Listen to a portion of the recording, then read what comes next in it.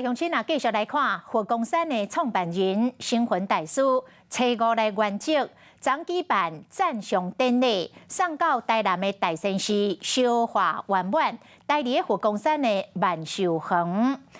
星云大师生前捌讲过，讲伊无写字子，也毋过烧化了后，是来烧出着一粒搁一粒像珍珠大小圆形的结晶体，讲上至少有20粒。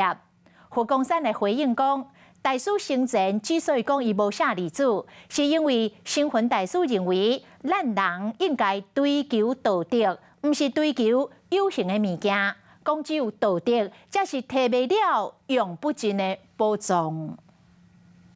白色的一粒一粒未输珍珠的结晶体超过20粒，放伫这个莲花内底。佛光山表示讲，这是佛光山星云大师的写字子。星云大师昨伫台南白河大仙寺火化，超过5万名信众加各界代表送别，随后中面伫佛光山的万寿园有烧出写字子。佛光山解释讲，所谓写字是梵语内面的微骨的意思，一般是讲佛陀的微骨。依照佛教的观念来讲，写字的形成毋是生理，也是事物的结晶，是古年的修持自然的成就。这是星云大师一生的修持利益众生的结果。富不是那么简单，不过我发现，假如有来生，我还是想再做和尚。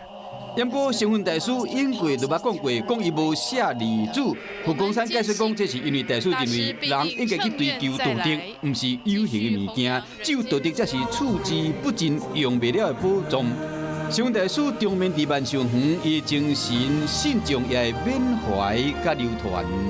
嗨，我是庄宇杰，想要看到更多的新闻内容吗？赶快订阅华视新闻的 YouTube 频道，并且开启小铃铛，跟着宇杰一起看新闻吧。